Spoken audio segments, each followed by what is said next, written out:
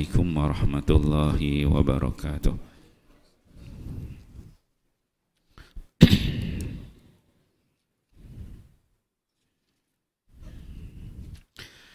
Himpunan hadis-hadis sahih keutamaan Ramadan dan puasa. Ramadan bulan pemurah. Hadis ke-21. An Ibn Abbas radhiyallahu anhuma qala kana Rasulullah sallallahu alaihi wasallam ajwadan nas wa kana ajwadu ma yakunu fi Ramadan hina yalqahu Jibril wa kana Jibrilu yalqahu fi kulli lailatin min Ramadan fayudarisuhu al-Qur'ana fali Rasulillah sallallahu alaihi wasallam hina yalqahu Jibril ajwadu bil khairi mirrihim al-mursalah. Akhrajahu Bukhari fi sahihih. Bulan Ramadan bulan pemurah. Daripada Ibnu Abbas radhiyallahu anhuma, beliau berkata Rasulullah sallallahu alaihi wasallam merupakan seorang yang sangat pemurah. Baginda sallallahu alaihi wasallam sangat pemurah, khususnya dalam bulan Ramadan, terutamanya ketika Jibril alaihi salam datang menemui baginda sallallahu alaihi wasallam. Malaikat Jibril alaihi salam akan menemui baginda pada setiap malam dalam bulan Ramadan. Kemudian beliau bertadarus Al-Quran dengan baginda sallallahu alaihi wasallam.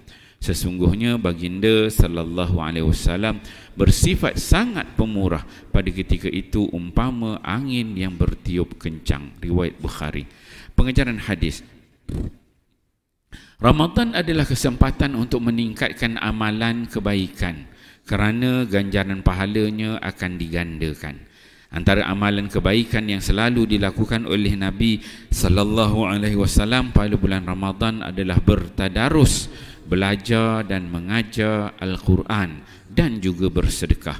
Bahkan sedekah yang afdal adalah di bulan Ramadan, sama ada berupa makanan, wang ringgit dan lain-lain. Ingatlah, setiap amalan yang dilaksanakan pada bulan Ramadan bukan berakhir apabila habisnya Ramadan, tetapi hendaklah diteruskan ke bulan-bulan seterusnya. An Jabir bin Abdullah radhiyallahu anhuma anna Nabi sallallahu alaihi wasallam raqa al-mimbar. Falamma raqa ad-darajat al-ula qala amin. ثم رقى الثانية فقال آمين ثم رقى الثالثة فقال آمين فقالوا يا رسول الله سمعناك تقول آمين 3 مرات قال لما رقيت الدرجات الأولى جاءني جبريل صلى الله عليه وسلم فقال شقي عبد أدرك رمضان فانسلخ منه ولم يغفر له فقلت آمين ثم قال شقي عبد أدرك والديه أو أحدهما فلم يدخلاه الجنة فقلت آمين ثم قال شقي عبد ذكرت عنده ولم يصلي عليك فقلت آمين. أخرجه البخاري.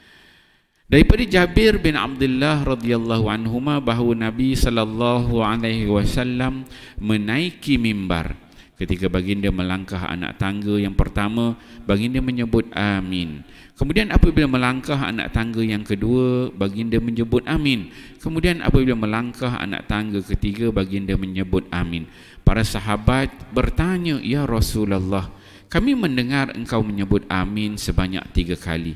Baginda menjawab, ketika aku melangkah anak tangga yang pertama, Jibril datang kepadaku dan berkata, celakalah seseorang hamba yang bertemu dengan Ramadan, tetapi keluar daripadanya tanpa diampuni dosanya.